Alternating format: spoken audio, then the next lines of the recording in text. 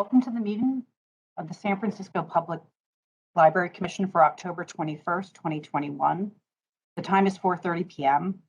I am Margot Schaub and I serve as the Library Commission Affairs Analyst.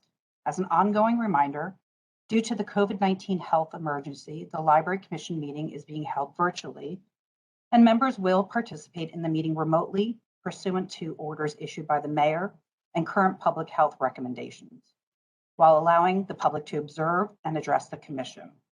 Commissioners will attend the meeting through video conference and participate to the same extent as if they were physically present. Public comment will be available for each item on this agenda. Members of the public can observe the meeting using the Webex system by following the link in the library's event calendar or by calling local 1-415-655-0001 and entering the access code for the meeting. Today's meeting access code is 2494-109-4780. Attendees wishing to offer public comment should wait to raise their hand until public comment for that specific item has been called. Attendees raising their hands before public comment is called run the risk of having their hands lowered in the normal conduct of the meeting. To make public comment when connected by phone, please raise your hand by dialing *3 when public comment is called to be added to the queue for the agenda item you intend to comment on. Individuals joining by Webex should click the raise hand button in the lower right-hand portion of the participant panel in order to be added to the queue. Best practices to make public comments are to call from a quiet location, speak clearly and slowly, and turn down your television or radio. Each commenter will be allowed 3 minutes to speak. Anyone wishing to make public comment on an agenda item will remain on mute until their line is open. Chris McAuliffe from Media Service Operations will facilitate this meeting and assist in moderating public comment. Mr. McAuliffe will call upon members of the public by name or by caller number to prompt each attendee who wishes to provide public comment. I will now commence with roll call. Library Commissioners in attendance are President Wardell Giarduzzi, Vice President Pete Wong, Commissioners Lee, Mall, Ono, and Wolf, and Lopez.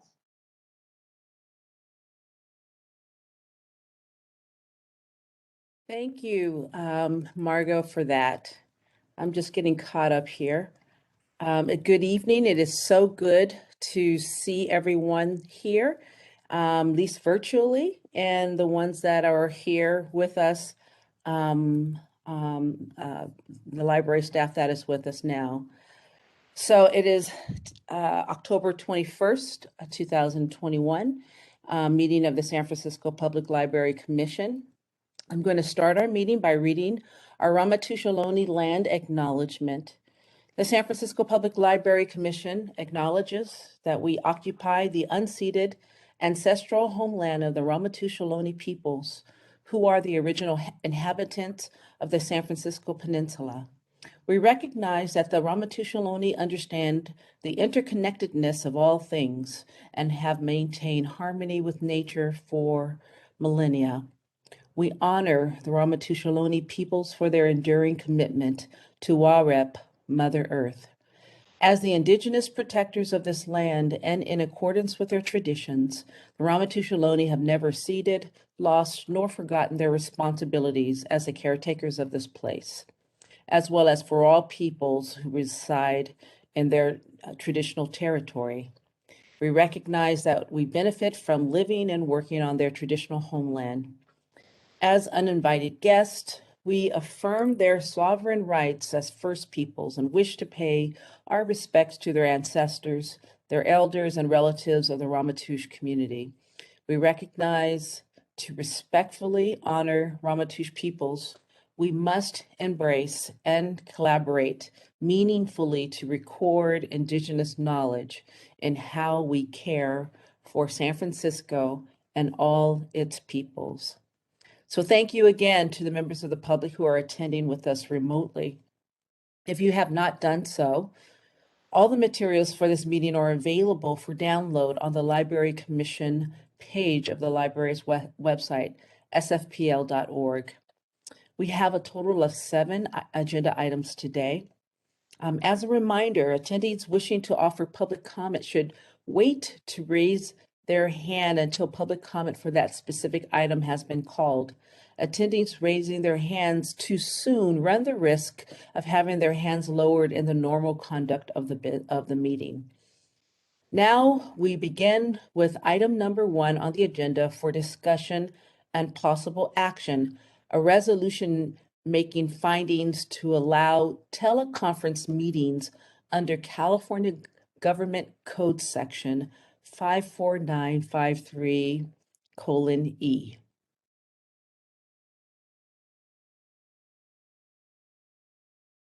And now we are going to move into the public comment before our commission discussion on this item.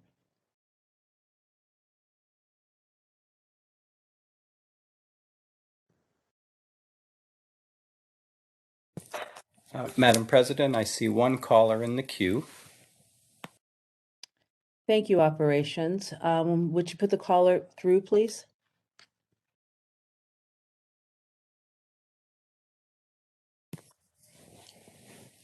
Anonymous caller, your 3 minutes starts now. Yes, can you give me a 30-second warning, and can you hear me okay now? I can hear you okay. Okay. This is Peter Warfield, Executive Director of Library Users Association.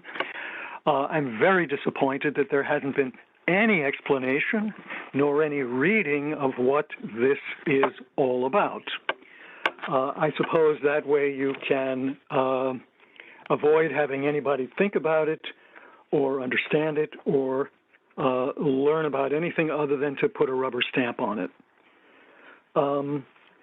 This presumably authorizes you to have remote meetings rather than meetings in real life after September 30th. And you haven't even said what the action is that is being proposed here, nor what the explanations are or anything else. This is a multi-page resolution that is being provided by you should say who and what's the point of it. Basically, I think the library is an absolutely necessary institution and should be treated as such, not as something that's sort of optional and that can be the last thing to get back online. And that's what you're doing with respect to public meetings. You're justifying staying in a remote state, which is very, very inferior and very detrimental and very negative with respect just to plain democracy and fairness in meetings. Library Users Association in June won a complaint about your public comment procedure having excluded us in July, but there are many problems that your public comment procedure causes, many of which we probably don't even realize, and maybe you don't either. But there hasn't been any evaluation of how well it's working and in what degree and to what extent it excludes people from making public comment and also frustrates them and makes their comment less effective, such as not giving your names when you're speaking so people know who's talking or saying what page number on what document you're referring to when you speak.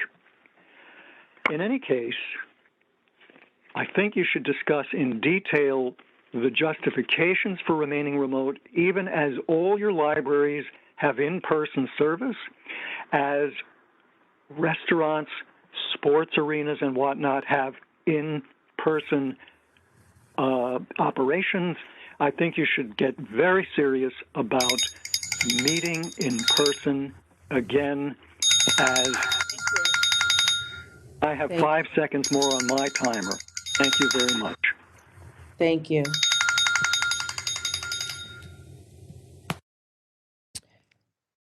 Operations, are there any further callers in the queue? Oh, yes, Madam President, there's another caller in the queue. Great. Would you put the caller through, please?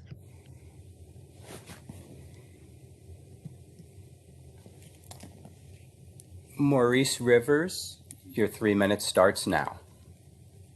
Hello, library staff. My name is Maurice Rivers. I'm the executive director of the OMI Cultural Participation Project. I just wanted to offer some outstanding gratitude to the staff at Ocean View Library and Ingleside Library. Ever since they reopened, they have been reaching out to community-based organizations out here in the OMI, and they've been giving out books for us to give to our families. They have just been so welcoming and outstanding, and it's been so hard throughout the pandemic to have them closed. So once everything reopened, they really welcomed the OMI community back with open arms, and I just really wanted to give them their flowers. So Jennifer Lamb, Janet Cabrera, Helen Ng at the Ocean View Library branch, they are just outstanding. We love them.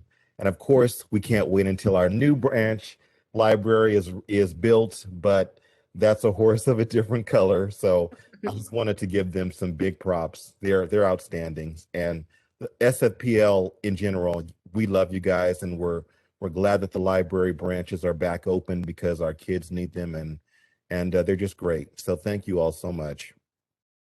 Thank you for your public comment. Operations, are there any other callers in the queue? Yes, Madam President, there's another caller in the queue. Would you put the caller through, please? Yes, of course.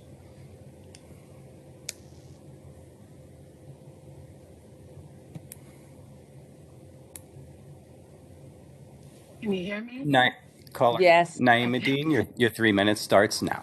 Thank you. It's a little hard to tell. There's just a beep. So, good afternoon, commissioners. That was such a lovely comment from the last caller who commented on our colleagues and the work that they're doing to reach the community. That just made me feel really good to hear. So, shouts out to Ingleside and Ocean View for doing the work. I just wanted to comment on the first caller's comment in regard to holding these meetings online or also in person, and just wanted to put an equity lens on it that we should be providing opportunities for people to attend in as many ways as possible, especially because we are a library. I love being able to attend some of these meetings while I'm online because, you know, being in the office and whatnot, I can't always attend, but when I can, having it at my fingertips is good for me. But if I didn't have a computer, or I didn't have a phone, or I had a phone with a data plan and could only use certain amount of times or whatnot, it would be a concern. And so if we look at it from an equity lens, we may want to consider providing the space for people to attend from all walks if we are truly out here to serve our community and our public as best as we are. Other than that, hope everyone is well, and excited to hear and comment on some of the topics coming up later in this meeting. Take care. Thank you. Thank you for your call. Operations, are there other callers in the queue? There are no more callers in the queue, Madam President, at this time. Okay, let's just wait maybe a few seconds to see if anyone else comes up.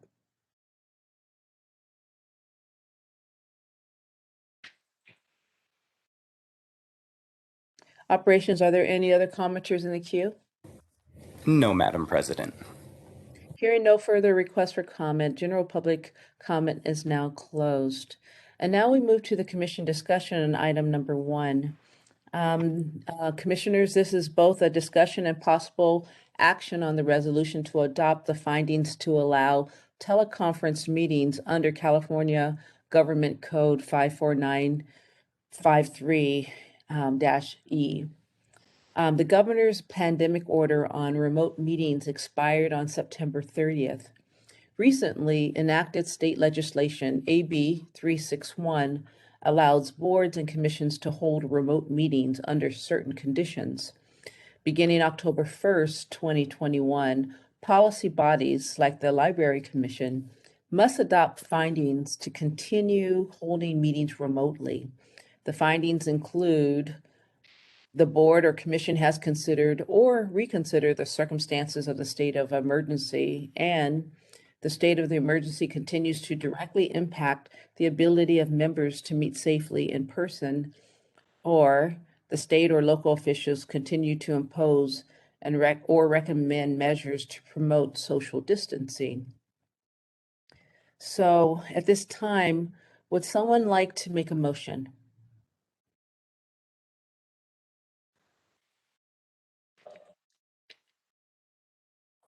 If you I, could, oh, go ahead, unmute yourself. Go ahead, Commissioner Lopez. okay. I move that we, I'm sorry. That's okay. The motion is to accept the governor's to adopt the findings to allow teleconference meetings under California Government Code Section 54953. Do you move to adopt it? Yes, I do move to adopt it. Okay. And is there a second, Commissioner to second it? I can Second, this is Teresa Ono. Okay, so I have a motion to move by Commissioner Lopez, and I have a second by Commissioner Ono. When I say your name, please say aye or no as whether to affirm and adopt this findings to allow teleconference meetings under California Government Code Section 54953. So I'm just going to go through and just do a roll call for the remaining. Vice Chair Huang, Aye. Commissioner Lee, Aye. Commissioner Wolf, Aye. Commissioner Mall, Aye. and I'd like to register an aye for Commissioner Wardell Garaduzzi. And so the motion unanimously passed to adopt the findings to allow teleconference meetings under California Government Code 54953E. So thank you, commissioners, for your engagement on this issue and supporting a more broad access during this time of ongoing pandemic. Now we're going to move on to the second item on our agenda, and that is our general public comment. So this is an item that to allow members of the public to address the commission on matters that are within the subject matter jurisdiction of the commission and that do not appear on the agenda. So at this time, I'm going to call general public comment, and I'm going to ask operations, are there any callers in the queue? Yes, Madam President, there's a caller in the queue. Thank you, operations. Would you put the caller through? Yes, of course.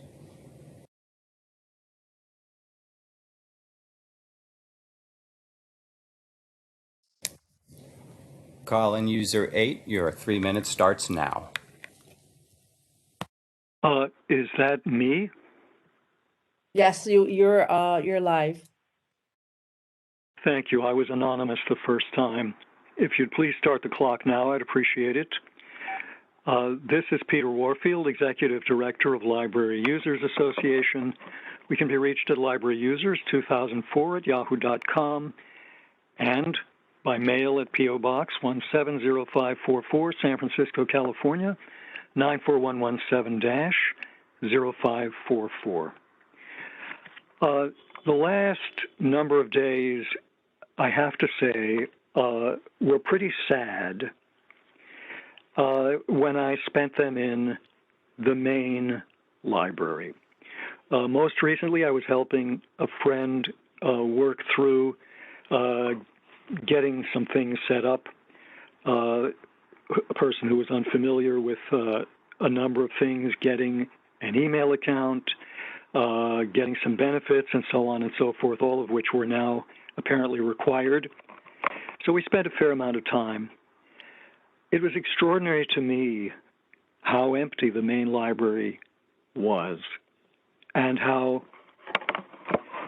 it felt a bit like a mausoleum. There are already clearly desks that are combined. So, for example, in the fifth floor, there is no one at the newspapers and magazines section. They've apparently combined with the government documents section. But then there are also times when there isn't somebody from that department on that desk. And at times there was nobody at the desk, and other desks as well below them. Just empty desks, nobody around. The paging desks were occupied. In any case, it just seemed pretty sadly quiet and not very many folks there at all. And I suppose part of it is because there aren't any live activities happening and so on, but it just saddened me that a place that can give so much pleasure and education, and that often has been hopping, was so quiet. On a second matter, Facebook. Frances Haugen testified at the Senate a few weeks ago about the harmfulness of Facebook, and that they know they're harmful, and that they prioritize profits over safety, and in particular the safety of children, that they harm children through their own and Instagram offerings, that they feed on having those folks being in there while there's all kinds of bad stuff going on. I won't go into details, but it still, to me, is appalling that the library, especially after that testimony, would continue to tout over Thank you and for your comment.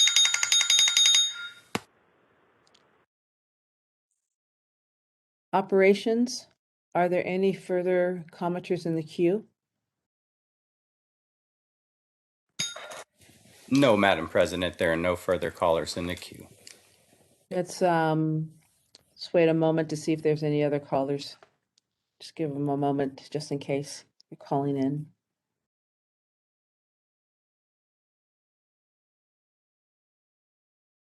Operations, are there any other callers in the queue? No, Madam President, not at this time. Okay, hearing that there are no further callers in the queue, this public comment is closed.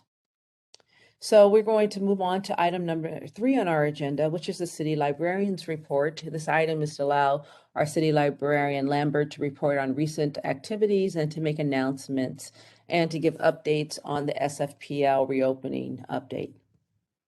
City Librarian. Thank you, Madam President, and good evening, Commissioners. This evening, our City Librarian's Report will center on the continued progress in restoring pre-COVID levels of service in our neighborhood libraries. As you know, our main library resumed evening hours last month, and contrary to the public comment report you heard earlier, the main library was actually hopping this morning. We had a fantastic event for the Great Shakeout with the Department of Emergency Management and Mayor Breed present, a nice crowd in the atrium. And now we have some positive news to share regarding branch operations. Our Chief of Branches, Kathy Del Neo, is here to provide this report, and we'll also hear from our Chief Analytics Officer, Randy McClure, with some of our metrics. Kathy? Thank you, Michael. Good afternoon, Commissioners, colleagues, members of the public. My name is Catherine Del Neo. I'm the Chief of Branches for the San Francisco Public Library. I really appreciate this opportunity to share a reopening update about our branch libraries with you. Next slide, please.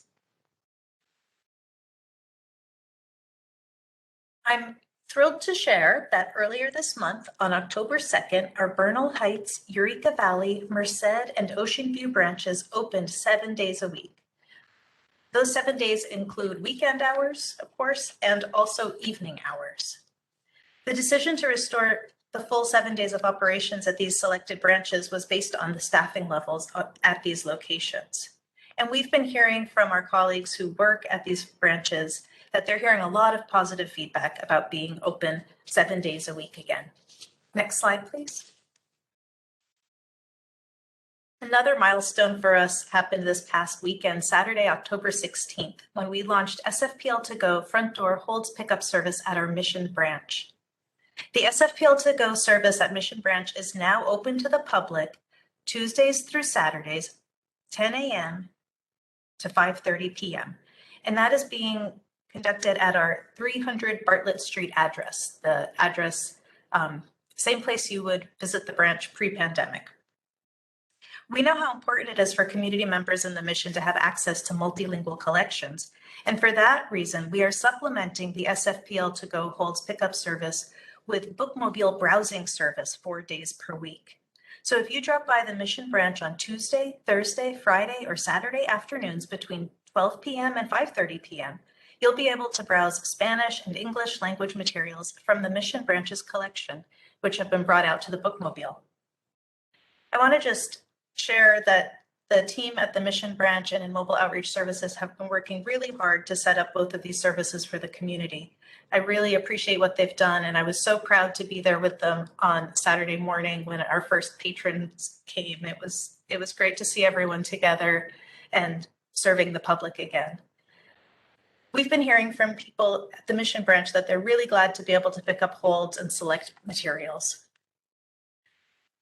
I wanted to give a quick update, which is that we're continuing to work closely with the city's Department of Real Estate to secure a storefront site for our temporary Mission Branch library, which will be open for the duration of the renovation project.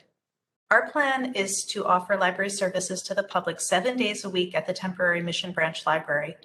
And at that space, we'll be able to provide patrons with holds pickup service, browsing of popular Spanish and English language materials, access to public computers, and of course, assistance from their beloved library staff.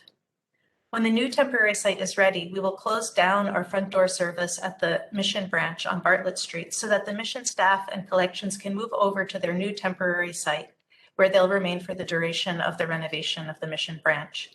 We do anticipate that renovation will last about 2 years. We are going to be continuing our work to identify sites for programming in the community so that we can provide programs for all ages to people in English and in Spanish, and we hope to launch those programs in early 2022. Next slide, please.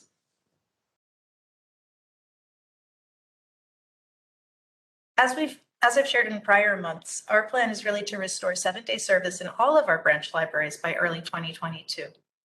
Pending current recruitments, we plan to bring 7-day service to the following 10 branch libraries on November 13th: Anza, Bayview, North Beach, Ortega, Park, Parkside, Richmond, West Portal, and Western Addition branches. As I shared with you last month, our Marina branch is currently undergoing a waterproofing project. Our plan for the Marina branch is that we will resume 7-day service when the loud phase of the construction work at that location is complete. We're hopeful that it will wrap up by November 12th as planned. Next slide. Our team in the Chief of Branch's office and throughout the branch division is continuing to work closely with our colleagues in Library Human Resources to fill vacant positions in our division so that we can restore 7-day library service to all San Francisco community. Our hiring efforts are on track to support the final 12 branches moving to 7-day service in early 2022. We appreciate the patience of our community as we continue to staff up to restore pre-pandemic service levels. And now I'm going to invite my colleague, Randy McClure, to share circulation and visitor metrics with you. Thank you, Kathy, and good evening, commissioners. I'm going to walk you through, actually, can we move one slide ahead, please? Thank you.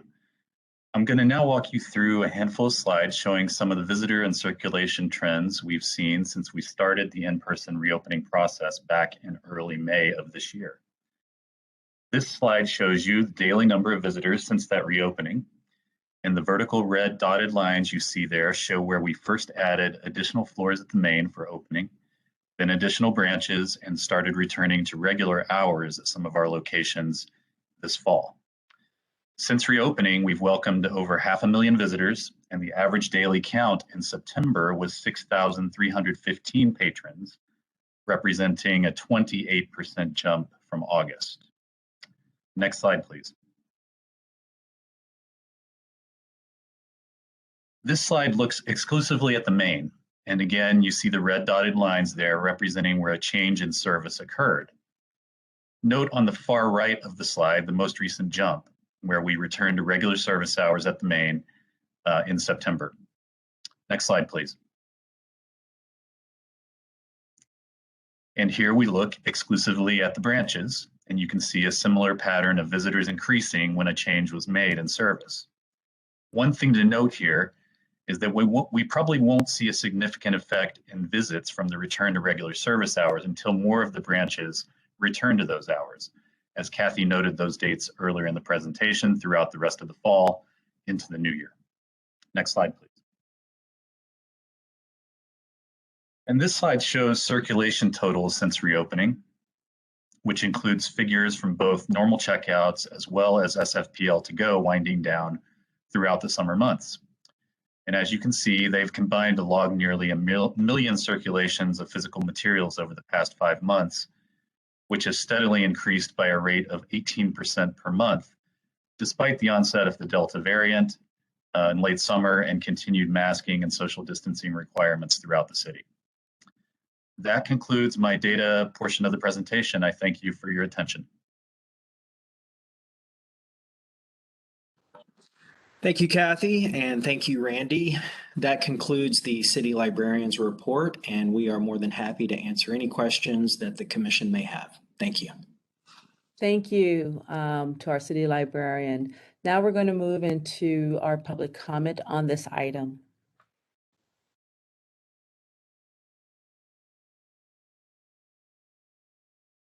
Operations, are there any callers in the queue? No, Madam President, there are no callers in the, we have a few hands just raised. Okay, great. Can you put the first caller through, please? My pleasure.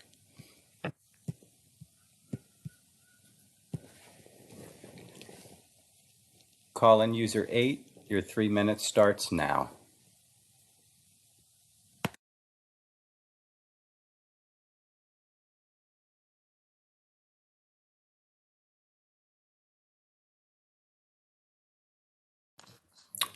Call-in user 8, your 3 minutes starts now.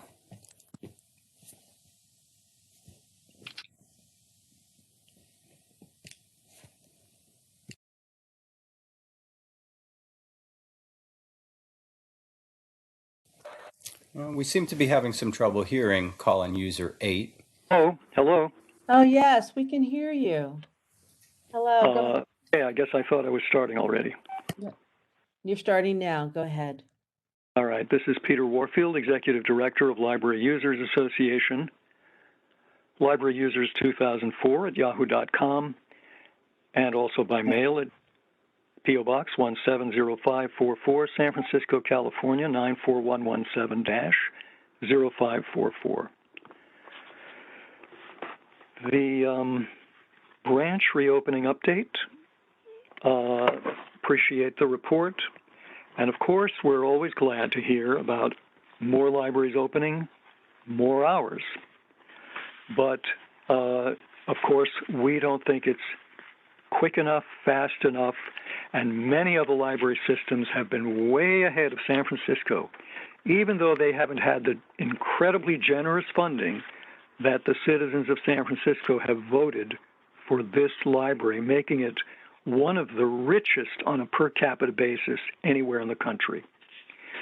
One of the things that I think is hidden here is discussions about whether the branches and the locations in general are fully staffed. As I mentioned before, it seems that the main library is seriously understaffed, and that aside from making it a gloomy feel in the evening, it also basically cuts the available service. And I certainly wouldn't disagree with the city librarian about having a happy morning this morning or a well-attended one. That's great. But it doesn't change the fact that when I was there, especially in the afternoon and evenings, I saw what I saw. With respect to the hidden matters, are there full open hours? No, there are not. The minority of locations have any evening hours whatsoever. And somebody making public comment mentioned equity. That's right. Equity would mean that those who don't have access to the proper phone or the proper computer would be able to come to a meeting.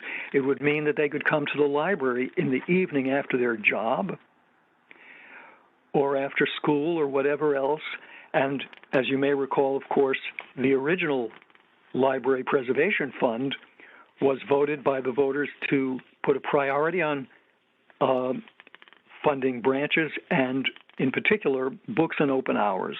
Those were the top priorities, books and open hours. And that's what people want. And it's inequitable to not have the evening hours that we used to have pretty much in every branch. Most of them open till 9 o'clock more than one night a week. And that's not made clear here at all. With respect to the Happy Talk statistics, of course it's going to be more people when you have more branches open and more hours, for example, at the main. That's what will help bring people in. Thank you for your comment. Operations? Are there other commenters in the queue? Yes, Madam President, there's another caller in the queue. Thank you. Would you put the caller through, please? Yes, of course. Cynthia Hernandez, your 3 minutes starts now. Hello, can you guys hear me? Yes, we can hear you. Hi, my name is Cynthia Hernandez. I work at the Bernal Heights branch. I am a library page, and I wanted to comment on a discussion that has been going around library staff about library pages or part-time workers having their schedule changed, or just a conversation about how we feel about a schedule change from 4 days a week to 3 days a week. And a few comments I have about this is that library pages are one of the most diverse classifications in the library system, but also are the most vulnerable classification in that we do not have a lot of flexibility as other staff, especially during the pandemic. Library pages were not allowed to work from home or have as much flexibility as other classifications. So as I feel that this kind of conversation is also part of equity in that it would allow part-time staff, specifically library pages, to pursue other kinds of either work or academic kind of goals to move up in the library system or to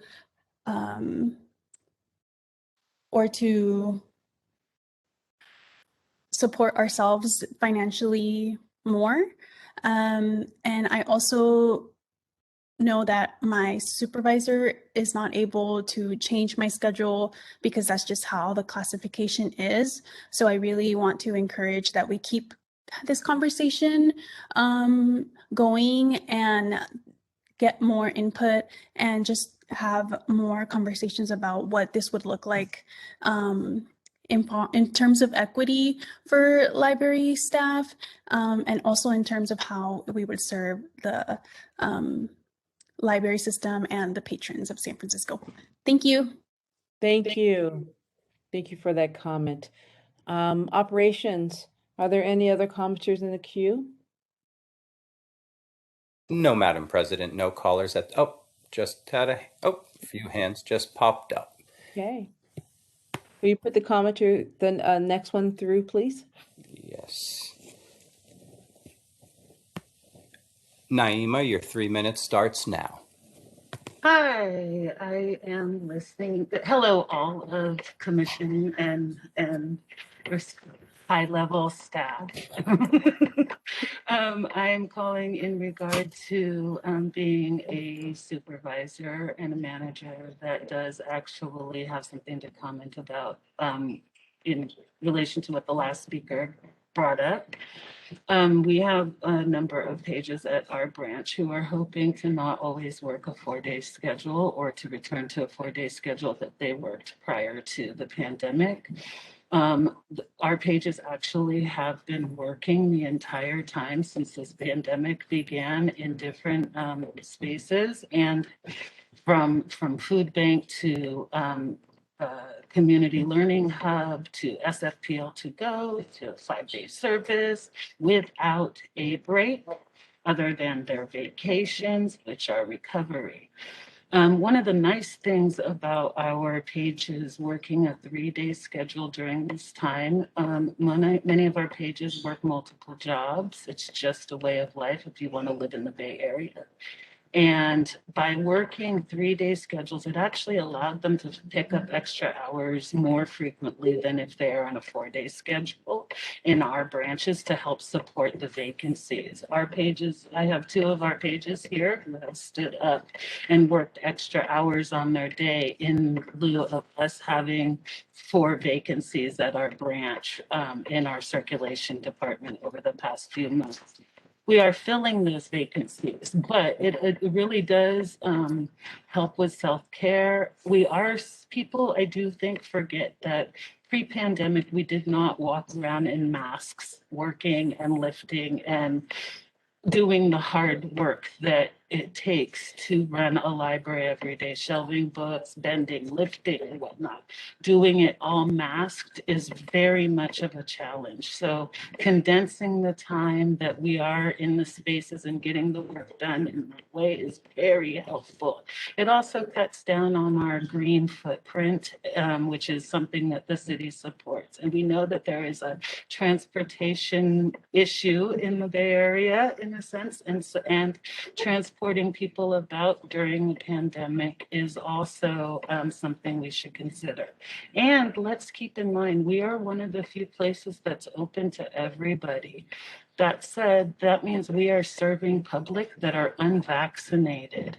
So the less exposure we can have, it actually helps to keep our staff and keep ourselves healthy. If we're here 3 days as opposed to 4 days, that decreases the chances.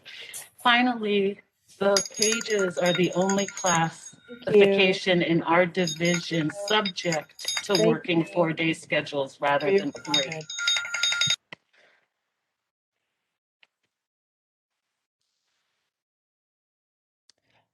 Operations, are there any other callers in the queue? Yes, Madam President, there's another caller in the queue. Would you put the caller through, please?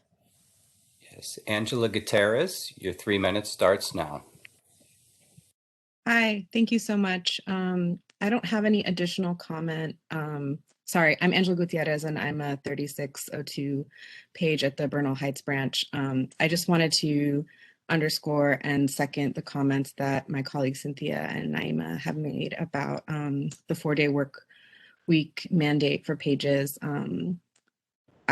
Yeah, along the lines of the sort of equity issues and the vulnerability issues, I think Naima's point about transportation is really significant. People who, for instance, I commute from the East Bay, that's an additional day of commute costs. So whether that's public transportation or bridge fare, bridge toll, that is going into or is coming out of my budget, but I'm not necessarily getting, compensated differently for that. I noticed the change in my income from working a 3-day schedule just to limit that 4th day of commuting. So thank you so much to my colleagues who have already commented, and I hope you'll reconsider this mandate. The last thing that Naima was saying was that the pages are the only classification that are subject to this mandate, and so I think it's really important that we reevaluate and reconsider it. Thank you very much. Thank you for your comments. Operations, are there any further callers in the queue? No, Madam President, no callers at this time. Okay. Hearing that there's no further callers, public comment is now closed on this item. So Commission, we have heard the city librarian's report. We've heard some comments from the general public as well. And this is an opportunity to make it for a discussion, ask any questions or comments to our city librarian and any of the people that were part of this reporting process. If you would just go ahead and raise your hand and unmute when I call you. Commissioner Wolf. Thank you. I just want to thank the team. This has been the most challenging period. It seems like every time we meet, it's another yet challenging period. So it's been an amazing 18 months, and you have been able to pivot and absorb all the new rules and regulations at every turn. Just when we think we've figured it out, something new comes along. So I just want to acknowledge your dedication and commitment to making the library accessible to all in all neighborhoods, and extending the hours and making sure that the staff is protected and safe.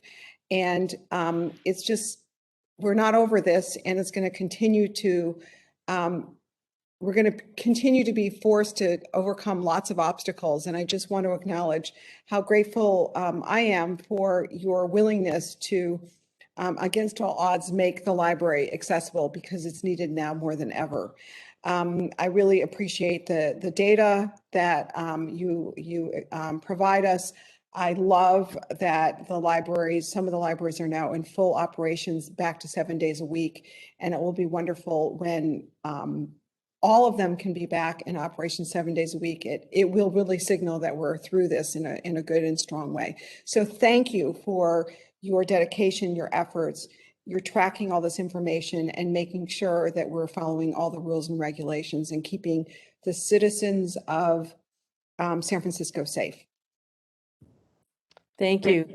Thank you, Commissioner Wolf. If you can unmute yourself, Commissioner Ono. Hi, thank you. As someone called in, this is Commissioner Ono, Teresa Ono. I'd like to make a comment to Kathy and Randy, and also all of the staff that's on this call. It's so, this presentation brings smiles to my face, because seeing that the branches are getting back to 7 days a week is so fulfilling. I did go to Western Addition early this morning at 9 o'clock, and I kept forgetting it was not open until 10. So I'm glad to see Western Addition is on the list to be open 7 days a week, and possibly earlier or later. But I did want to make a comment about Mission. I am so glad that we have SFPL to go in the Mission branch, and also the bookmobile. And also I appreciate all of the data that Randy and his team puts together. So keep up the good work, and I appreciate all of the callers that wanted to mention their situation to us. There's not much we can do with labor, but we do appreciate your being on the call. Thank you. Thank you, Commissioner Ono. If you would unmute yourself, Commissioner Lee. Thank you. I want to echo the other two commissioners' sentiment, that I find that the progress is on a steady course, and by early 2022, things would hopefully back to normal. Now, having said that normal, I have a couple of questions looking at the statistics. Because the statistics talks about the attendance, I'm wondering if the attendance is just on-site attendance, or does it also include the remote attendance? Because there are programs that's being given, and there are attendance patrons who attend definitely in the city, and often in outside of San Francisco as well, to see whether that attendance could also be put in place, so that we can see how the patrons' behavior would change once the once we are in 2022. So that's sort of what I find curious. And also, my memory is not serving me well to do a mental arithmetic to see at the current level. It seems like I do not know what percentage does it represent, contrasting to the pre-pandemic. So that we'll see and make our sort of guesses as to how different behavior in the future will look like, and what it is are we really doing as good or even better serving our patrons, despite the fact that the as one of the comment mentioned that in San Francisco, May, it was less attendance in the hours that he visited. Thank you for the question, Commissioner Lee. And personally, I love to geek out on performance measures, and we are so fortunate in San Francisco in our library system to have a research strategy and analytics unit with a chief analytics officer and a team of staff that examine all of our utilization metrics. And we look at this on a regular monthly basis. I know next month we will bring an annual report to the commission, and we'll have another opportunity to provide you a more macro view of all of our performance metrics. But at a high level, right now, I would say it's important to note that we have not resumed in-person programs in a big way yet. We are just, really in the beginning phases of resuming some in-person programs, some computer classes. We had an event I mentioned earlier this morning, the Great Shakeout, and we are tracking all the virtual programming. That's been one of the bright spots of COVID. We've seen tremendous participation in our virtual offerings. We had the Pulitzer Prize winning author Alice Walker in conversation earlier today with Dr. Cheryl Davis from the Human Rights Commission, and we had 219 individuals tune into that at lunchtime. So, just to provide some perspective, pre-COVID, we would offer 15,000 programs, events, classes a year, and we would see roughly 500,000 people attend those programs. So we're not seeing that foot traffic back in the buildings yet. Our research strategy and analytics unit, they have recently shared that we've recovered about 58% of our active patrons using the library services. I am encouraged the trajectory that we're on. I've looked at the overall circulation the past couple of months, and I want to say in September it was 912,000. The previous month it was higher than that. So if you look at the last full year of pre-COVID service, I want to say total circulation was about 11.7 million. So if we continue on the current pace, we are going to be close to our total overall circulation where we were at pre-COVID. It does look different now. It's about 50-50 digital and physical, but physical is picking up, as we heard this evening. Pre-COVID physical circulation was about 2/3 of our circulation activity, and digital was 1/3. So, more than happy to bring you back a more comprehensive report. And our chief analytics officer is still on the call.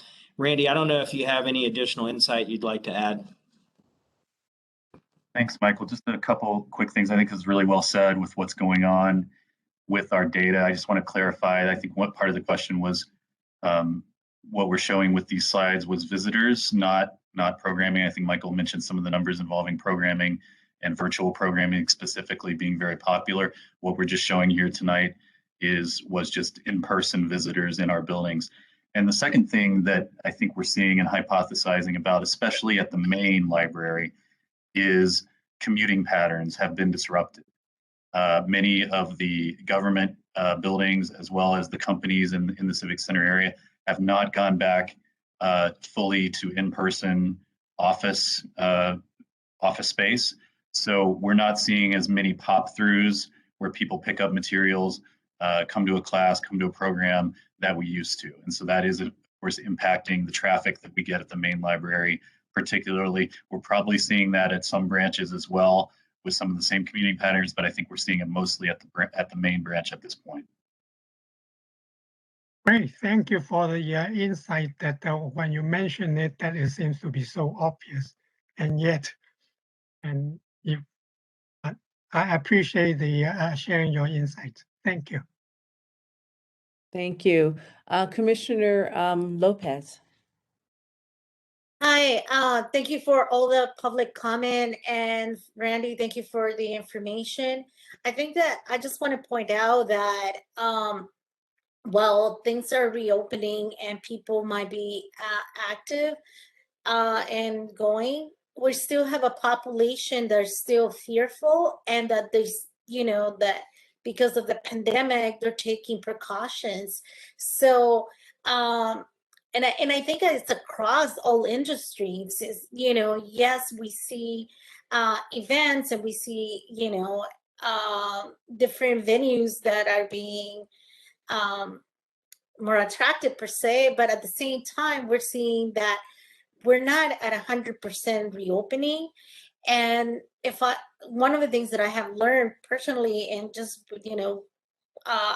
people that I know, many of the people are still not feeling comfortable in being in public places because whether it's mental health or whatever reason, age, or just the fact that now if they do have access to internet, everything is accessible as well. So it's there are many factors. So I personally think that it will take a year or two to see the numbers increasing. It's nice to know that there are people that are using our libraries and picking up materials or utilizing other resources. But I want to caution us to say, it's not necessarily just scheduling, it's also mental health and people's feeling to, like, people are not going to restaurants either, so so that I just wanted to say that because I think that has changed our society with this pandemic, one of the effects. The other thing that I want to say is thank you, to get the report on the Mission Library. I'm really happy to hear that.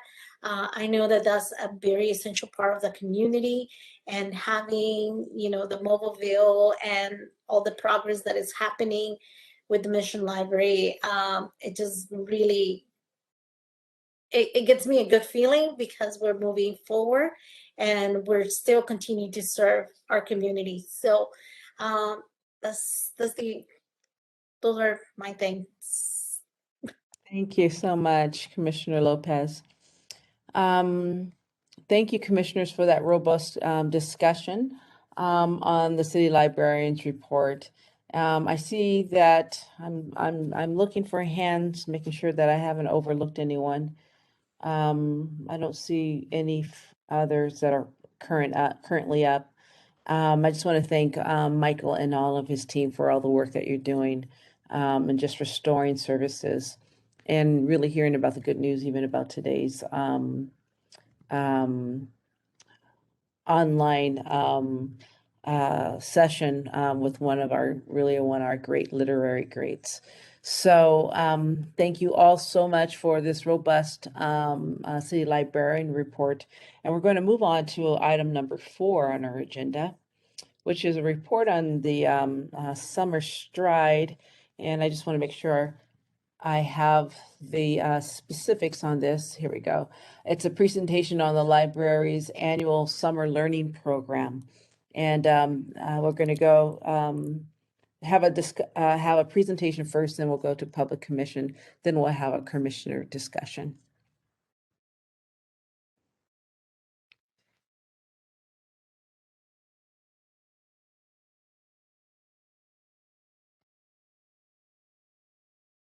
Good evening, commissioners. My name is Christy Estravez. I manage youth services for the library system. I hope that you can hear me okay. Thank you. Thanks for the nods. I'm here to present on the findings from our annual summer learning campaign. Thank you all for participating in this second summer of virtual Summer Stride. I'm really delighted to share with you some of our takeaways and carry forwards. And I will be joined by Ileana Pulu, our Youth Development Coordinator, later in the presentation, and Alejandro Gallegos, my co-chair in this endeavor, will join me for questions around data at the end of this presentation. So this is our Summer Strike program, our landmark award-winning program, again, second summer of virtual programs and engagement. Next slide, please. This could not happen with a host of partners. So we want to thank the Friends of the San Francisco Public Library for their long-standing support. We could not do this without their generous advocacy or funding. So thank you, Friends. You will notice a few new partners here. Some old favorites are host of the National Park Service, Golden Gate National Parks Conservancy, Rackham Park, SFUSD, Chronicle Books, of course, and our mayor, who's been championing this program with us for several years. But you will also notice YouthWorks. And Ileana will be sharing more about this partnership of how we're able to change up our youth leadership program to go deeper in our community, to bring in more youth of color into this program, and also the Human Rights Commission as a keystone partner. Next slide. So I know that you've heard a lot about Summer Together. You've been involved with Summer Together.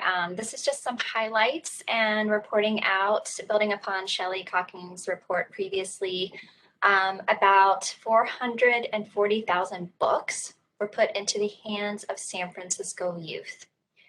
This reached over 44,000 students in San Francisco, and they were distributed by a host of partners here that you see outlined. These were distributed through summer camps, individual CBOs, and a special shout out to the San Francisco Housing Authority. We are really thrilled to be partnering with them. We know that the books that were provided to them went directly into the living locations and directly into the hands of the youth. So we're really, really delighted to continue with that partnership and build upon that. So we know that the youth who may or may not have participated previously in our summer had a special invitation to get involved with their library and read great books this summer. Next slide, please. You may remember at the start of the summer, Director and Dr. Cheryl Davis joined me to co-present on our partnership called Everybody Reads. I want to report out briefly about this partnership and how together we were able to distribute 30,000 books, culturally affirming books, into the hands of 2,500 youth here in San Francisco. So this was a collective effort, really using the relationships on the ground with the Human Rights Commission, Magic, and going into specifically the Western Addition, Tenderloin, OMI, Viz Valley neighborhoods and Bayview neighborhoods to provide this really special care package of creative tools and amazing books. We partnered with Director Davis to do a series of 5 workshops where she talked about literacy activities. You can see it in one of these slides. The youth that received the kits also got a full color literacy activity with extension ideas, ranging from poetry to games and so forth. It was a really wonderful program that Director Davis has started a couple of years ago, and we're able to expand together and go deeper in our community. Next slide, please. I want to give you a snapshot at the data. So this is our second year using an online platform known as Beanstack. You may have used it yourself. And this, we were able to ask specific race and ethnicity questions. So we have that data that we've not previously had in our campaign. We want to be mindful that this is not the whole data set, because we know that from our finishers of 11,500 people who have gotten their finishing totes, only about half of those use Beanstack. The other half visited their local library and presented their paper tracker. We distributed over 70,000 paper trackers through SFUSD direct mail to all students, and also through all of our libraries and bookmobiles and other mechanisms. But as you see here, this is the data specifically from our online platform. You can see the age breakdown. You can see the percentage of finishers. Some of this data is a little troubling when we look at it closely with a racial equity lens of how are we engaging with the Black and Brown, specifically youth of our community and their caregivers. It doesn't look so great. When you look at the participants, it's a very small percentage of how we're engaging with the online platform around this. So we know that this data, we have an opportunity for growth. With this data, we also have some low finishing rates by ethnicity too, which are just really hard to see and look at. But we're using this to better understand our outreach efforts. And we do have some promising information. For example, one of the indicators of success was through Bret Hart Elementary School. This was their summer camp program, which has about 200 students enrolled. So 166 of those 200 students enrolled in our online platform and participated in Summer Stride through this, thanks to some very committed service providers. I want to give them a shout out. I don't know who they are, but thank you.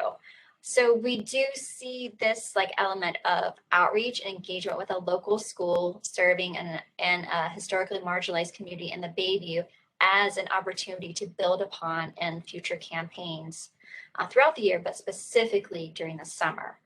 Another case study that we're really curious about is the Mission Education Center, which is a school for immigrant students here in San Francisco. And they had 73 kids signed up, and they have an enrollment of about a little bit over 80. So we noticed strong participation in those areas. So we're hopeful when we're better staffed that we can use these promising notes to go deeper and try harder. So next slide. Our marketing, I want to give it up to Jamie Wong, Kate Patterson, Lisa Weddle, and all of our social media team, the micro team that's been working extra hard on this campaign.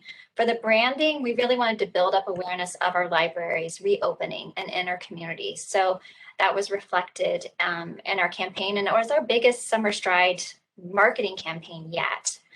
Through our, it featured the art of Kehlani Juanita, Bay Area-based artist, and really presented and celebrated the theme of books as reading as a life raft, shelter from the storm, and a way to transport you to new places and back to your library.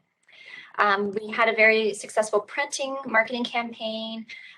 We noticed from our data that the transit shelters, we were strategic about reintroducing those this summer because we know that a lot of people would start riding the bus again, and a lot of essential workers have not stopped riding the bus. So you may see those around. They went up in June. Some are still lingering around, and they reached about 6 million viewers weekly, including the Muni riders too. These the Muni bus ads were on very popular rides such as the Geary 38, the San Bruno 9, and the Mission 14, and the Fillmore 22. So really popular bus lines, really strategically placed there. I saw it, they were gorgeous. We also had the opportunity to insert a Summer Stride ad into the Chronicle at the onstart of our summer. That reached over 36,000 subscribers to the newspaper, and also included our Pride programming as well. And we wanted to go deeper into our communities, so we did postering again. And here you see a snapshot of one of our beautiful posters by Kehlani Juanita in the Viz Valley Laundry. So hopefully you saw those in your neighborhoods as well. Our social media accounts talked about reopening and Summer Stride nonstop all summer. So thank you, team, again. And at the end of the summer, we had fun with a previous Summer Stride illustrator, Sean Harris. He had a story walk of his new book out in Crissy Fields. So he and his puppy named Honey Harris had fun and did some social media for us and with us to promote the story walks, which this one is still up through the end of the year. Next slide, please. Let's talk about programs. This is something that we have done. Last summer, we were like, we can do this. Well, this summer, we owned it. We increased our programming numbers. and had strong participations for youth and adults. So this is our data here, 106 virtual events. Next slide, please. A quick roundup about kids programs. We had our BIPOC Kidlet series, which aligned with the literacy guide for Everybody Reads. We had the real privilege of working with each author from this book. So it was a 10-part series. This was two quotes, one from poet Zeta Elliott saying, "Your summer activity guide is just amazing," which is a huge compliment, especially for Dr. Davis, because she's the one who writes the activities. And Kat Zane, who was just a joy to work with, she said, "Thanks again for having me as part of your Summer Stride program. I hope everyone enjoyed it. I know I had a wonderful time." We heard that consistently from our presenters, and we're so glad. The youth librarians that were part of building the series took a lot of pride and joy in building this original program series, which honestly I have not seen in any other urban public library. I want to give a shout out to the STEM Challenge team. This crew not only filmed the videos and had them queued up for every week during the summer, they also took it to the next level to have a live STEM demo. So it premiered on Monday, and on Tuesday, you got to have your ingredients and make it with your local librarian. How awesome is that? So great. It was so colorful and like multi-sensory. And I just invite you, it's still up on our STEM challenge page. Just enjoy this, treat yourself. It's really an amazing opportunity for our local youth to see their local librarians and make STEM together. So it was great. And no summer would be complete without the Alphabet Rockers. Thank you, Alphabet Rockers, for joining us again. Next slide, please. Oh, we ended with Jacqueline Woodson, the author, one of my favorites. I can't believe she's been writing books for over 30 years. Yeah, just amazing. And she was so gracious to say yes to us. She chooses what she says yes to, anyone of that caliber. So we received not one, but 2 packages of thank you notes for Jacqueline Woodson. These were school classes that tuned in from Martinez. And they took time to do art and thank you notes. So please read some of these. This makes it all worth it. So next slide, please.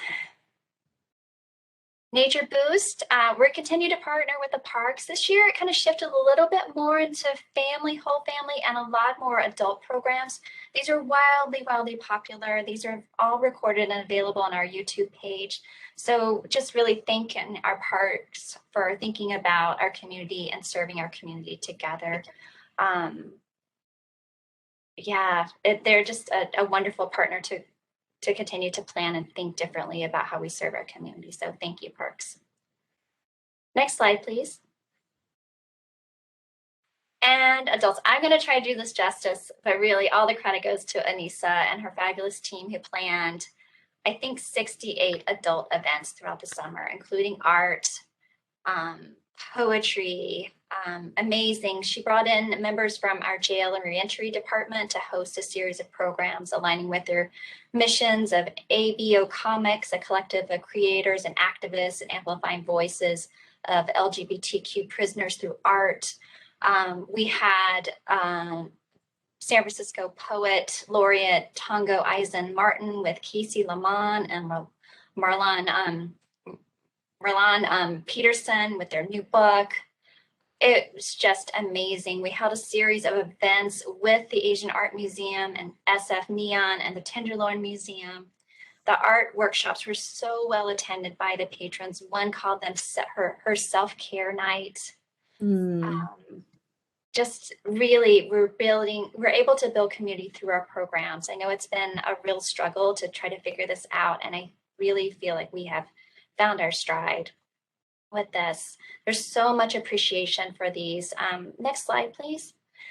The Haven German program at the onset this summer was fantastic. And then the Linda Shui, the Spice Box Kitchen, still up for views. People just said it was such an educational, enlightening presentation. I cannot believe that this team has hosted 28 authors and promoted over 30 authors just this summer alone. So thank you, Anissa and the team, for doing all of this great, great work. Next slide, please. And yeah, we did some outreach. You know, outreach is a little tricky this time, but we were able to dip our toe and distribute books, promote Summer Stride. And here you see an event with the Latino Task Force. We were able to go bring the Libertero cart out to Carnival. We're so grateful to be back with our community, promoting library cards and books, and keeping our staff really safe too. So thank you, outreach team. Next slide, please. And with that, it is my esteemed pleasure to pass the mic to Ileana Pulu, my colleague. She's the Youth Development Coordinator, and she has planned not one, but 2 virtual teen leadership programs during the summer. So I'm really excited for her to share more about the work that she did and bring in our new partner with San Francisco YouthWorks. Thank you so much, Christy. Good evening, commissioners and members of the public and colleagues. Thank you for the opportunity to share about our 5th year of Youth Engaged in Library Leadership, or YEL. Can I get a head nod if I'm coming through okay? Okay, with the mask, you never know. Okay, cool. Thank you. So this summer and today's quick presentation shows the strength of partnership, the brilliance of youth, and the power of relationships between youth and youth-serving librarians. We partnered with SF YouthWorks, an organization that exposes rising San Francisco 11th and 12th graders to the public sector. On this slide, you'll see SF YouthWorks goals, and throughout the presentation, you'll see how they align with the library's commitment to youth workforce development. Presenting with me today is Lavonda Gray, who I treasure. She started off as an acquaintance, and we've become very close in the work that we do. She's an employment coordinator with SF YouthWorks, who's going to share a little bit about her perspective of the partnership. Lavonda? Hello? Sounds good. Okay. Good evening, everyone. Thanks for having me. Yeah, I just want to talk really quickly about my experience and basically how thankful I am to Ileana for bringing this partnership to me. I'm Lavonda. I'm a employment coordinator for San Francisco YouthWorks. We're a workforce program for youth in the city. I've been a coordinator for around 4 years now. And in the past, I have worked with the library, the main and neighboring library, to place interns there to get work experience. But in the past, the work has been more towards like helping out with any programming going on in the library, shelving, things like that. Yale was the first time that there was a set curriculum for the youth to be able to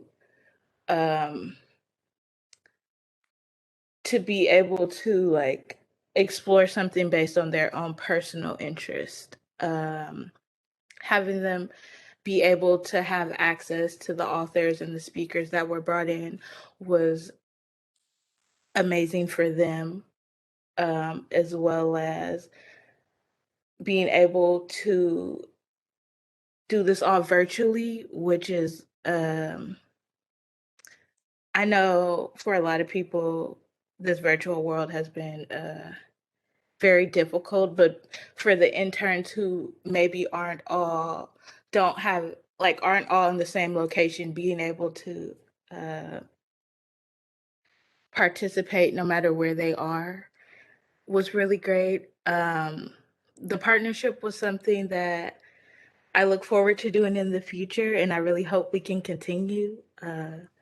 At least from YouthWorks perspective, the interns loved it, and yeah, we look forward to continuing if possible. Wonderful. Thank you so much, Lavonda. Next slide, please. So on this slide, you'll see what our summer looked like at a glance. Interns were able to choose a cohort based on their interest, with final deliverables that included learning about library resources, participating in book discussions, interviewing special guests, and creating a group video and an individual video of their choice. Through our partnership with SF YouthWorks, teens received an hourly wage and participated in job training workshops with Lavonda. As library staff returned from serving as disaster service workers, we were able to have 4 of our librarians mentor and lead these cohorts. Next slide, please. The STEM and Nature cohort, led by librarians Andrea and Dorcas, focused on using STEM to explore different aspects of the urban nature spaces in our community. Topics included exploring sustainability, community gardens, and nature or city walks. They interpreted the project and were supported by sharing personal and inspiring stories in how they interact with nature. Next slide, please. And these are some of the teens from the STEM and Nature cohort. Next slide, please. The Social Justice and Art cohort, led by librarians Emily and Joseph, focused on using art to creatively explore activism, social justice, and history. The types of art they reviewed included videos, collage, and poetry writing. They looked at history and archives in relation to their interests, lived experience, family history, friends, and communities. Next slide, please. And these are some of the teens from the Social Justice and Art cohort. Teens in both cohorts represented a range of neighborhoods and schools in San Francisco. Some were library users and some were not. Some were learning about library resources. They were also exposed to a range of specialty experts and guest speakers. Next slide, please. Teens were introduced to archivists and digital archives with visits from SF History Center's very own Susan Goldstein and the GLBT Historical Society archivists Kelsey Evans and Isaac Fellman. SF Poet Laureate Tongo Eisen Martin led a 2-part poetry workshop, and teens participated in an interview with him as well. We had Dr. Angelique Diaz, an environmental engineer for the Environmental Protection Agency, and Dr. Violeta Garcia, a STEM activist, who both shared their career journeys and offered feedback for the STEM and Nature projects through a connection with Career Girls and Linda Calhoun, who we partnered with earlier in the year for a couple of our virtual programs as well. And finally, Kaylani Juanita, our featured illustrator from Summer Stride, held a session with the teens, and it was amazing. She was a true leader who shared her art, supported their interests, answered questions, and then returned to see their final work at the showcase. So above and beyond. Next slide, please. Additional components of the program included life skill sessions with Study Smart tutors, and also an opportunity for teens to share community organizations that they were active in or wanted to learn more about. It was really a skill sharing and a resource sharing amongst the interns with help from YouthWorks and just their own brilliance. Next slide, please. The program culminated in a showcase where the teens shared their work with trailers and previews before it premiered this fall. Our partners from SF YouthWorks, SFPL Library staff, and guests were invited to the virtual event. We were happy to see a range of folks in the audience that advocated and uplifted the teens' hard work. I wanted to offer Lavonda an opportunity to share her perspective about the showcase as our partner.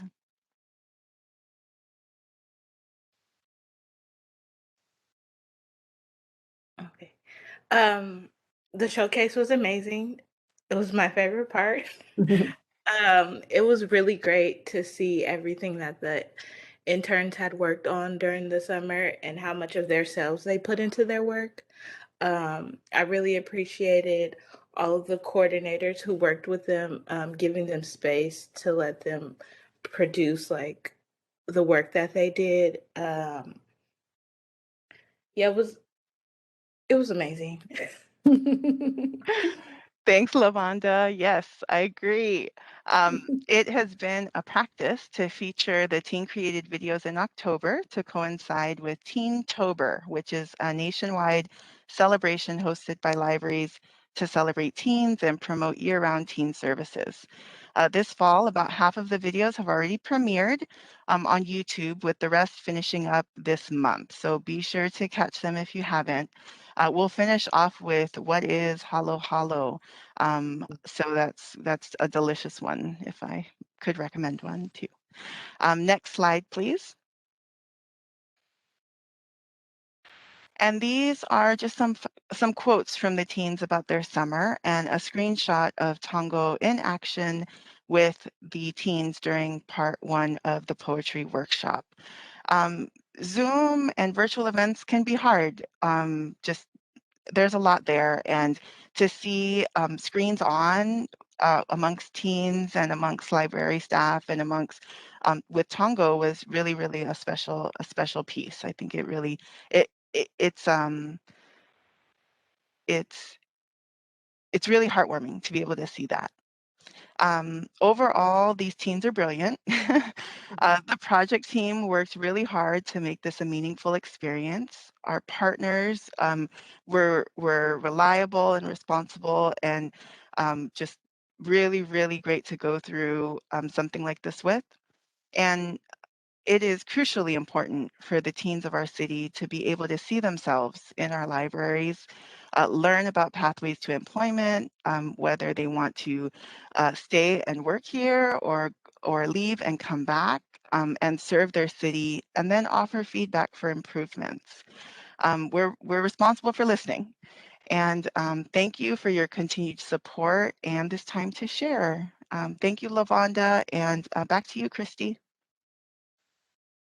Thank you, Ileana, and thank you, Lavonda. Thank you for being with us and sharing your voice with this and your lens on this important partnership. This is new for us, and we are excited to grow this with you. Thank you. Next slide, please. This is our closing slide. I want to acknowledge the many people that work on summer learning every single week of the year. Yes, we're already planning for next summer. And you'll see an asterisk by our ad hoc members that these are the staff that we felt really fortunate to have access to. Returning from DSW, and we're able to contribute to the virtual program planning and the rollout. And I want to thank all of our staff who were able to join us however they could this summer to promote Summer Stride with their community. I really think we did an extraordinary job together, and I'm excited to see what we can build for next summer. So thank you, commissioners, and our peers that are listening. Really appreciate your attention and making space for us tonight.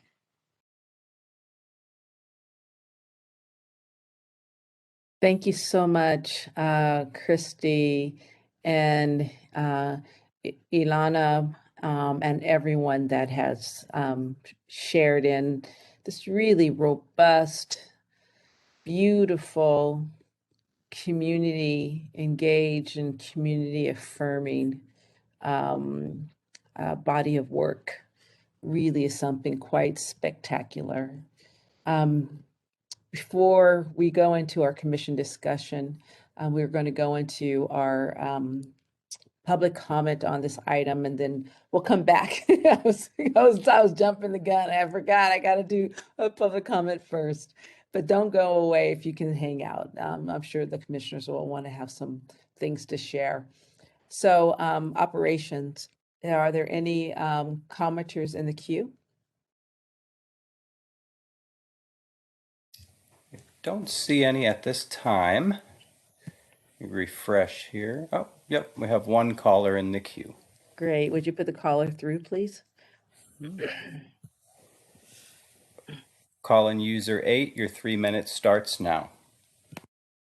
Good afternoon. Peter Warfield, Executive Director of Library Users Association, Library Users 2004 at yahoo.com, and P.O. Box 170544, San Francisco, California, 94117-0544. Well, first of all, thank you for this extensive report, and glad that it has a lot to do, I hope, with reading. I have some specific comments about some specific aspects of the report. And I'd like to start out with thanking the presenter, I'm not sure who it was, Summer Data Snapshot, who said that the low finishing rates of Black and African American folks in the online participation pie chart, as she said, doesn't look so great, and it's an opportunity for growth. Well, my first question would be, why is there not also a statistical representation of what, if any, actual book or print material usage there was? But I've been talking certainly since February, and I think before as well, about the tremendously disparate access that the vulnerable populations have to anything online, including all of your Zoom programs, which you continue to refuse to state that those are also available to folks by telephone. And you even apparently got an 800 number. Good for you, but where is the publicity for it? Where is there any indication whatsoever that that's available to people?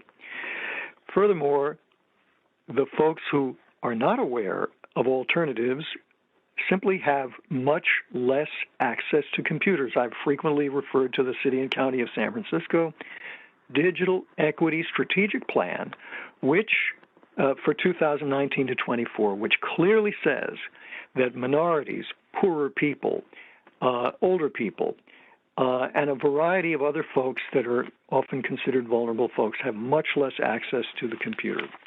I noticed, and therefore to your Zoom events that you don't tell people about the phone access to, I noticed that you've got Facebook and Instagram, which we heard from the Facebook testimony are very, very harmful to people, especially kids.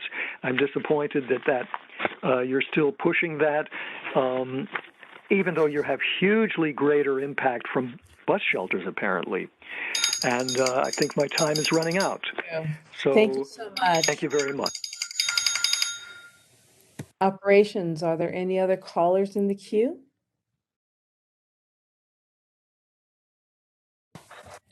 No, Madam President. Oh, well, let me refresh. Sorry. No further callers in the queue. Okay, great. Hearing that there's no callers in the queue, public comment on this item is now closed. So we're going to return to our commission discussion on the Summer Stride Learning Report. Very robust, and we have Christy Estrovitz here, as well as some others on the call that you can also either ask questions and or make a comment. And so, commissioners, I'm just monitoring the screen, and I see Commissioner Lee. If you would unmute yourself and go ahead and make your comment. Thank you. Just want to thank you for such a wonderful program. That was such a wonderful result. Even a year ago, you probably would not know that you have to be so many things that would be remote interaction, and yet you are able to bring about this marvelous result. So it is wonderful. As far as the public comment that I heard about the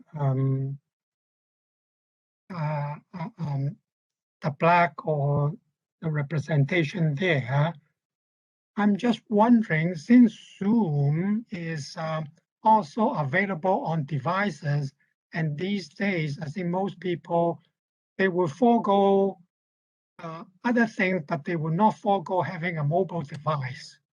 So I'm just wondering, what other things would lead to low attendance in that sense? So I was scratching my head and couldn't figure out. I might as well ask about it.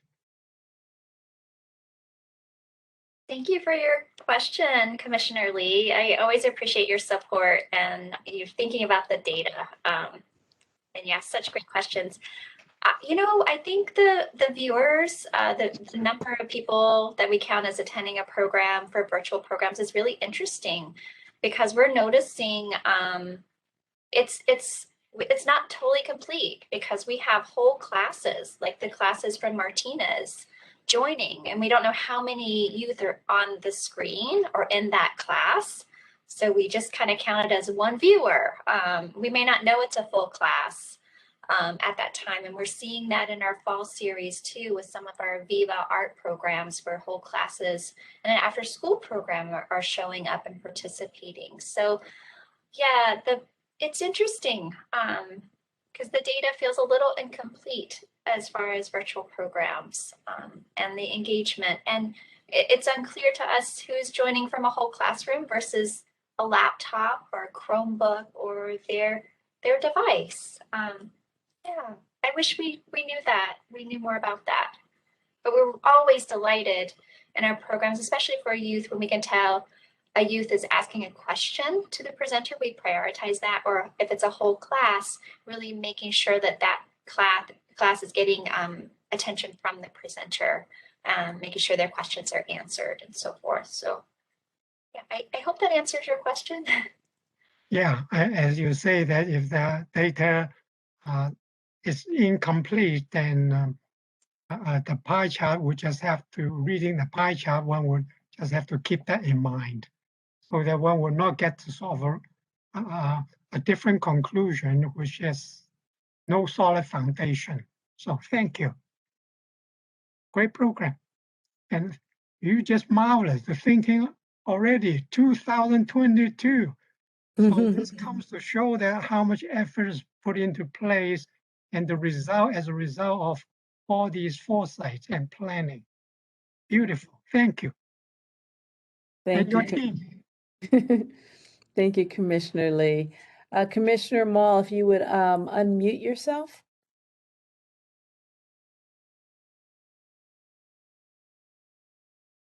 Interviewing. Now I can hear you now.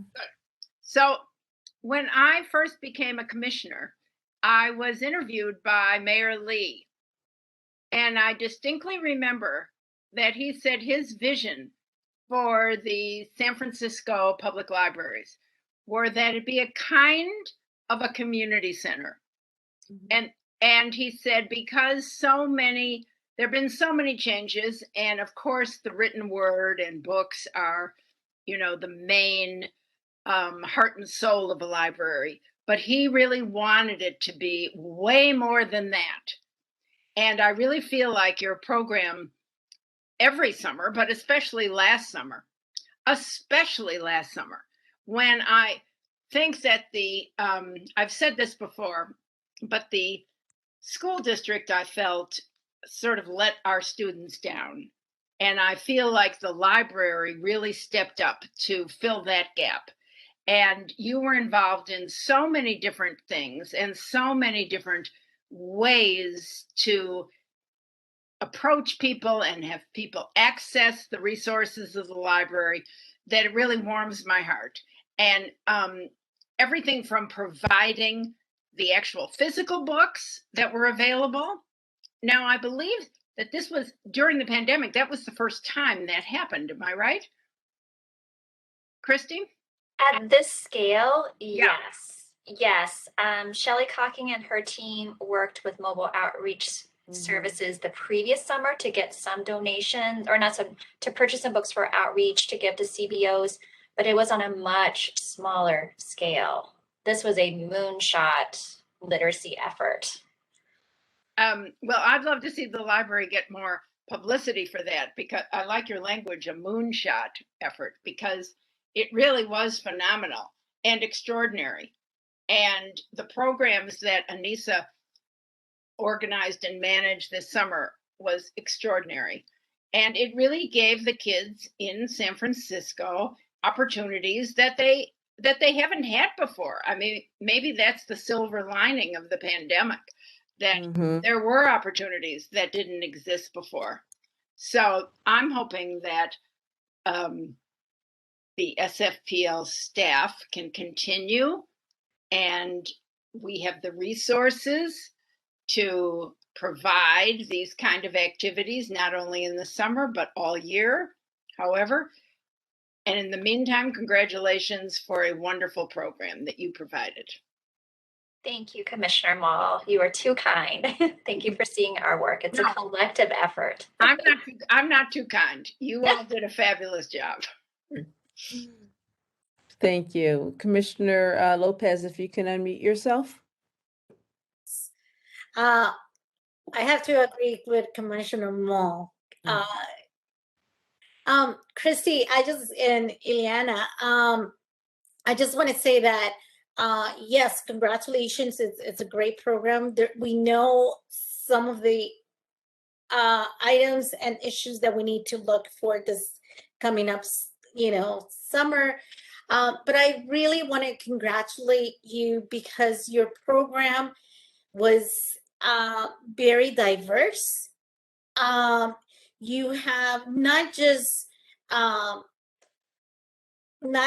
reading, but you have cultural aspects of it.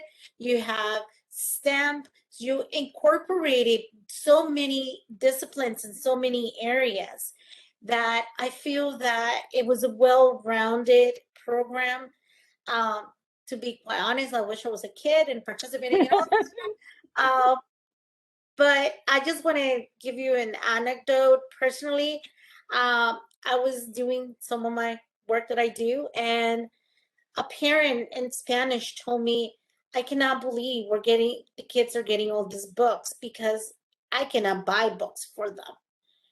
And, I was just like, oh yeah. So now, as a teacher, as an educator, I was like, so now you just make sure that they read them, but it was really nice to see and to see the bags and the kids.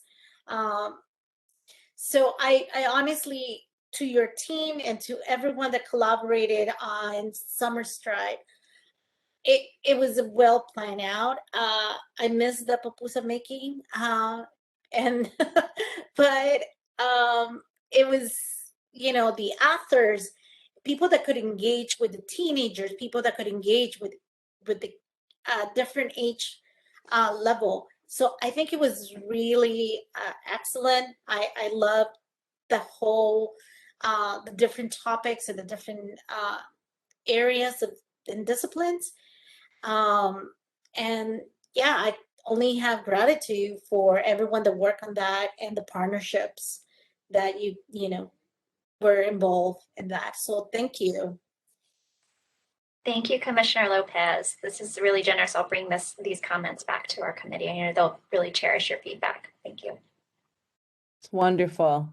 So I don't see any other commissioner hands up at this time. So if with that, I want to thank you again, Christy, for everything. And we're going to bring this commission item to a close. May I share one last thing? I should have put this in the report. It's very brief. Okay. Director Davis and I are going to the National Summer Learning Association conference next month to present on this partnership. We just have a spot there. And then also we submitted a proposal for the Public Library Association conference in Portland in 2022. And we are doing a pre-conference on building equity in your summer learning program. So we are very grateful for our learning experience and the opportunity to co-present together to spread this work into other communities. That's wonderful. Thank you so much for that. Just not only the beautiful report, but the ways in which that the two of you together are going to be sharing it with other communities across the country. So thank you. So we are going to move on now to the Library Commission meeting schedule for 2022. It's our agenda item number 5. There is a draft Library Commission meeting schedule for 2022 that's in your explanatory document.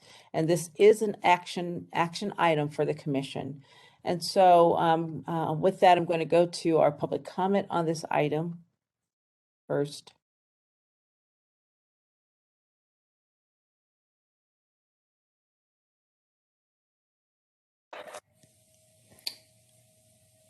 We have one caller in the queue, Madam President. Please put the caller through. Of course.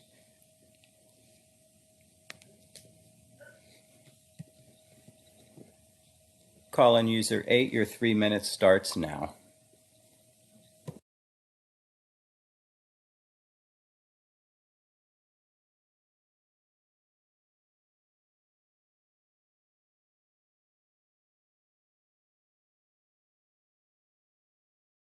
We don't hear you.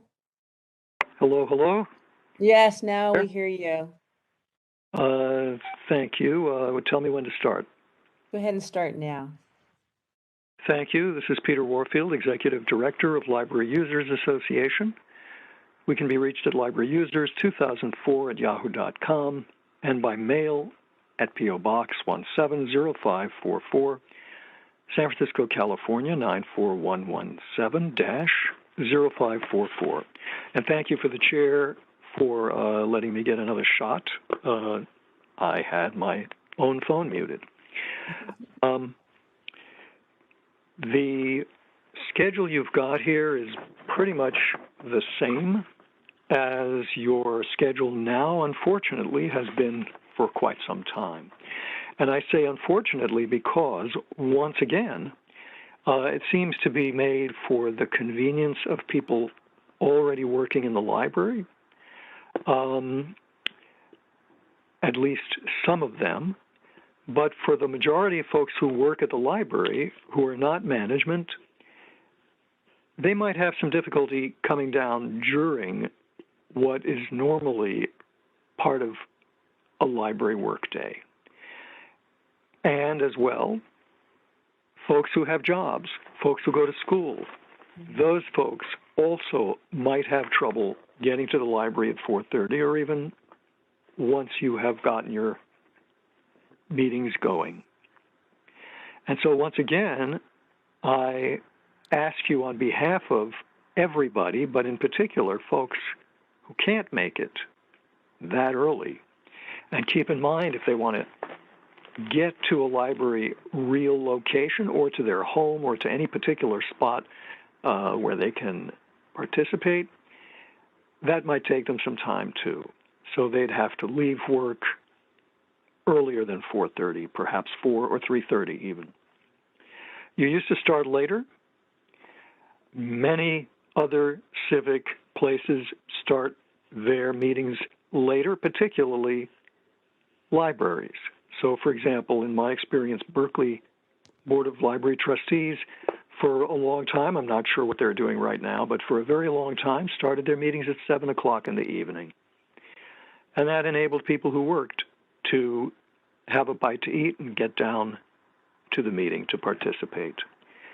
So on behalf of the folks who work, who go to school, Thank you. so on, I have 25 seconds. Thank you for your comment. Operations, are there any other callers in the queue? No, Madam President, no other callers in the queue. Let's wait a moment just to see if anyone else calls in.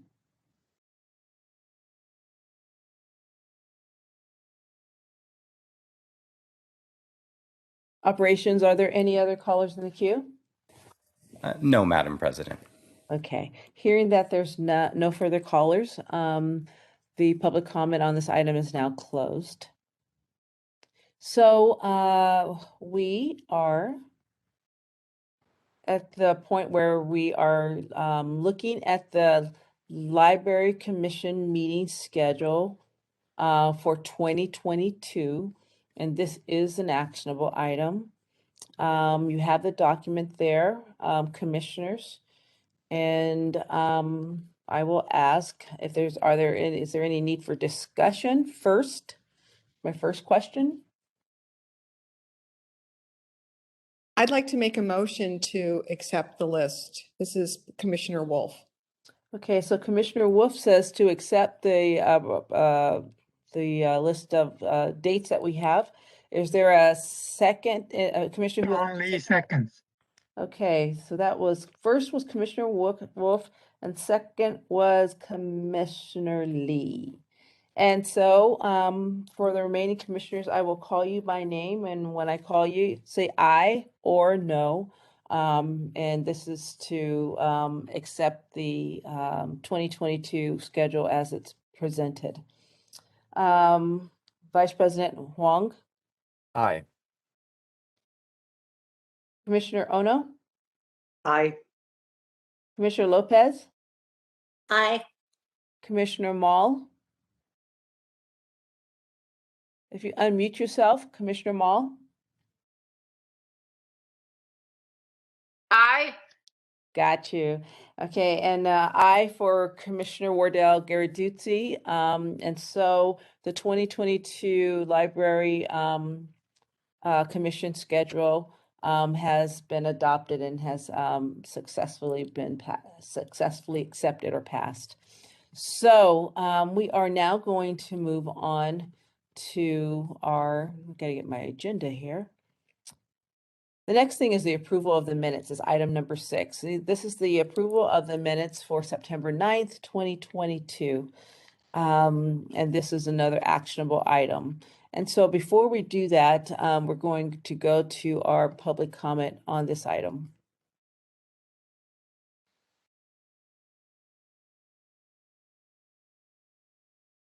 Operations, are there any callers in the queue? Yes, just have one caller in the queue, Madam President. Thank you. Would you put the caller through, please? Of course. Call-in user 8, your 3 minutes starts now. This is Peter Warfield, Executive Director of Library Users Association, and I should say we're independent of any library or library vendor. We can be reached at libraryusers2004@yahoo.com and by mail at P.O. Box 170544, San Francisco, California, 94117-0544. In a number of instances, unfortunately, your minutes are very brief, too brief to clearly summarize what the public is saying, which is what they're supposed to do at a minimum, or have omissions or variations that simply make them misleading or wrong with respect to what was said. So on agenda item 1, general public comment, it says that I said the library is the first and only, the main library is the first and only library that has any evening hours past 5:30 p.m. Well, I said it's the only San Francisco public library location that has any evening hours past 5:30. Many, many libraries certainly do have hours after 5:30 p.m. That needs to be fixed. The history of the RFID project, which started in 2019, my public comment said this project was 15 years. I wouldn't say in the making. I would say that we succeeded in getting the supervisors to stop funding, and that all throughout, including currently, there has been strong, explicit, written opposition from the ACLU of Northern California and Electronic Frontier Foundation. I think that is very important and needs to be included. Commission discussion mentions that Commissioner Lee mentioned the word spy was promoting disinformation, but it doesn't say who or what was said about spy. With respect to the Mission Branch capital project, I said it, well, I was sorry to hear what sad news. I said the library has a history of neglecting service in favor of building, and that the library is indeed more interested in building than books and open hours, not just hours.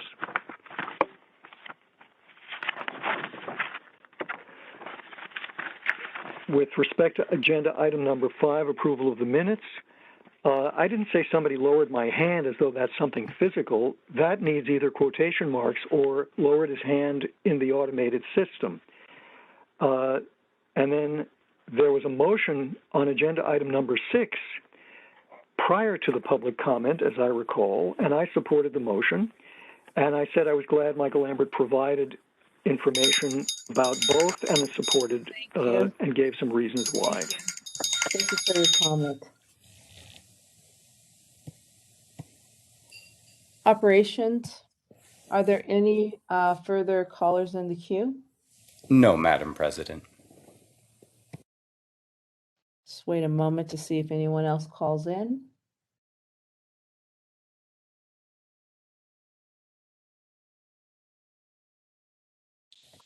Operations, are there any further callers in the queue? I don't see any. No, Madam President.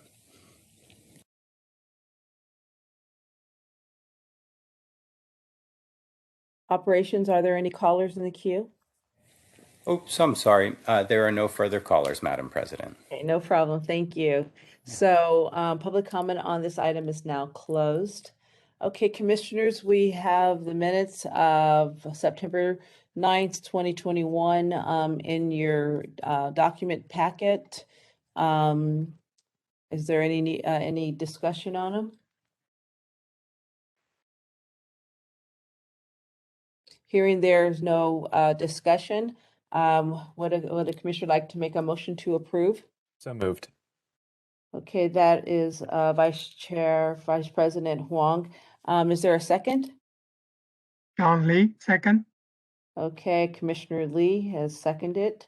And I call your name, say aye or no, and this is to approve the minutes of September 9th, 2021. Commissioner Ono? Aye. Commissioner Lopez? Aye. Commissioner Wolf? Aye. And Commissioner Mall? Commissioner Mall, just unmute yourself.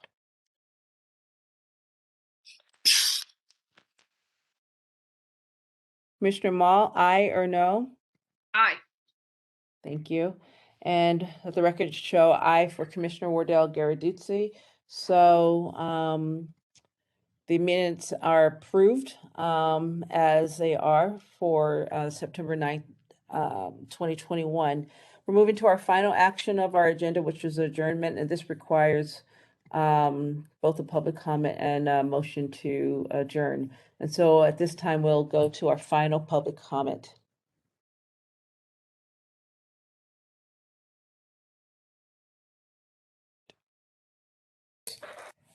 Operations, are there any callers in the queue? There's one caller in the queue, Madam President. Thank you. Would you put the caller through, please? Yes, of course. Call-in user 8, your 3 minutes starts now. Excuse me, Peter Warfield, Executive Director of Library Users Association. We can be reached at libraryusers2004@yahoo.com and at P.O. Box 170544, San Francisco, California, 94117-0544.